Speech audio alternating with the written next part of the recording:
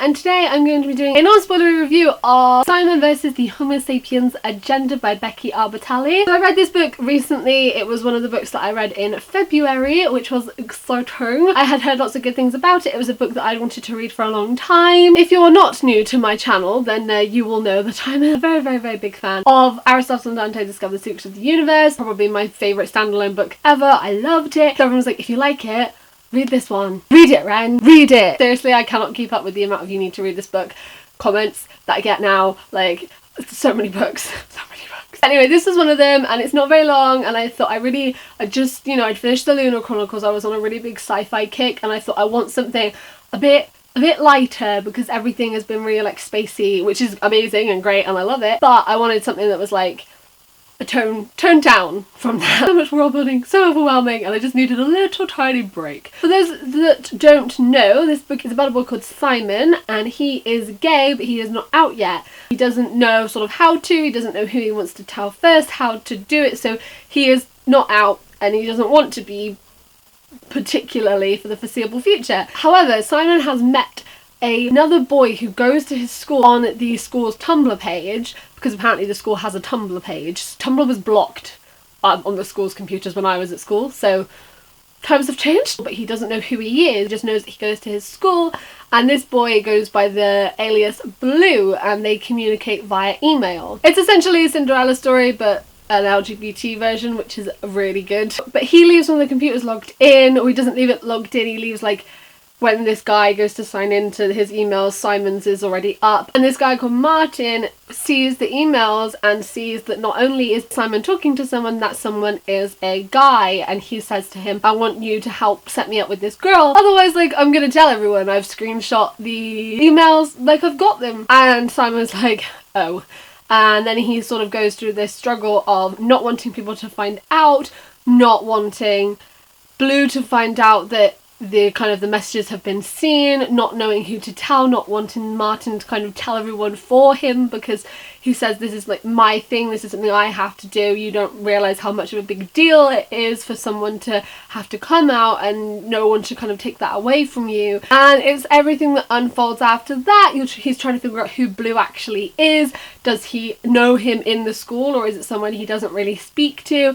And it's basically that entire story. I could have read this in one sitting. I was really busy in the week that I was reading it, so I had to keep putting it down, and I was so annoyed. Every time I had to stop reading it, I was like, no, I want to read more, give me Simon. I just could have just sat and read this in one entire sitting. It was really good. Like I said, I don't want this review to be too spoilery. I'm not going to go into spoilers, because I just basically want to tell you why I think you should read it, because I really loved it. The writing was really cool. I loved how she told the story, and I loved how like kind of you had the mix of just the normal writing, but also partially in epistolary format, so it had the email. I thought that it was just a really nice transition. There wasn't too much of one or too much of the other. It was just the right amount of seeing Simon's life with his friends and in what he usually does, and then how he is with Blue, and it was just a really good transition. I think it was brilliant at the end how they kind of tied together. I thought that was really well done. And also the thing I liked about this book is there just wasn't loads of drama. It was just nice and romantic, as well as the LGBT elements, and Simon and the whole idea of coming out and being gay also had family, and how families can change. His sister has just gone off to college, and he's dealing with the fact that she's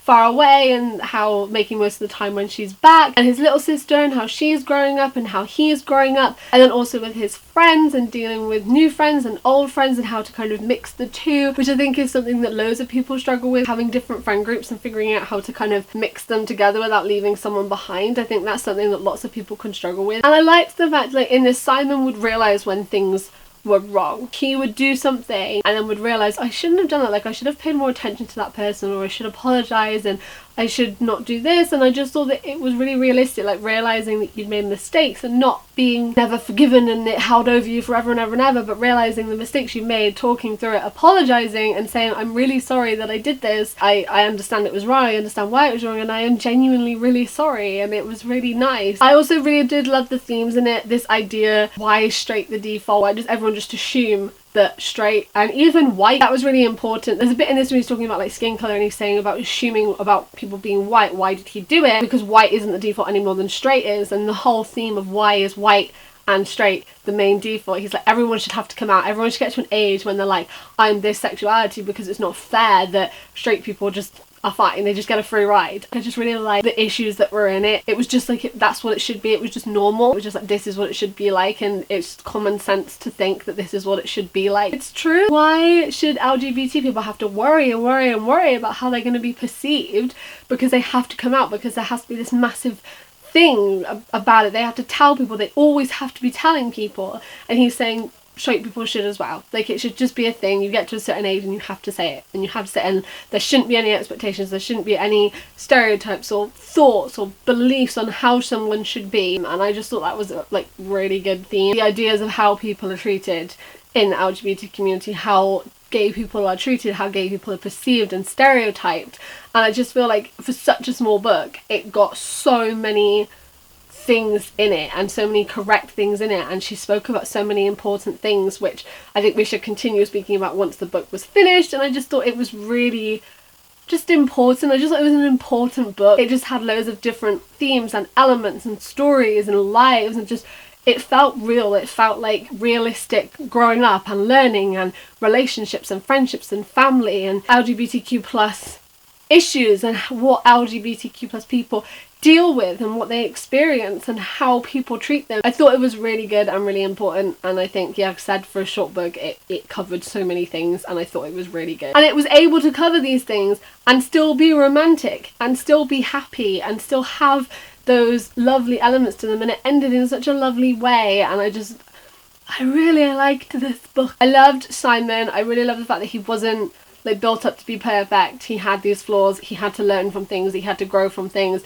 but that made him a better person. I loved the guy that is blue. I don't want to say his actual name because I don't want to spoil who he is, but I really loved him. He was so sweet and cute, and I just really liked him. I just thought he was a really good character, and he really complimented Simon well. I loved the end with Leah. I loved his friends. I loved Abby. I loved how she was always there for him and always like looking out for him and trying to make him feel better and feel okay. There's also the things with the cyberbullying and the internet and how things can spread on the internet, and also this idea of coming out and how that should be your thing and no one should take that away from you or ruin that in any way. I really liked this book. I just think it had loads of good points, loads of good themes. It was written fantastically, and I loved the characters. I gave this book 5 out of 5 stars. It was one of the best books I've read in a very, very long time. I haven't felt this strongly about a standalone book since Aristotle and Dante discovered the secrets of the universe. I really liked it. I'd love to know your thoughts of Simon versus the Homo Sapien agenda down below. Let's discuss it. If you are new here, I make videos a couple of times a week, so if you would like to stick around and join us, then you can do that. And as usual, all my links will be in the description below if you would like to come hang out on the other social medias. Thank you guys for watching. I hope we're doing really, really, really well, and I will see you next time. Goodbye!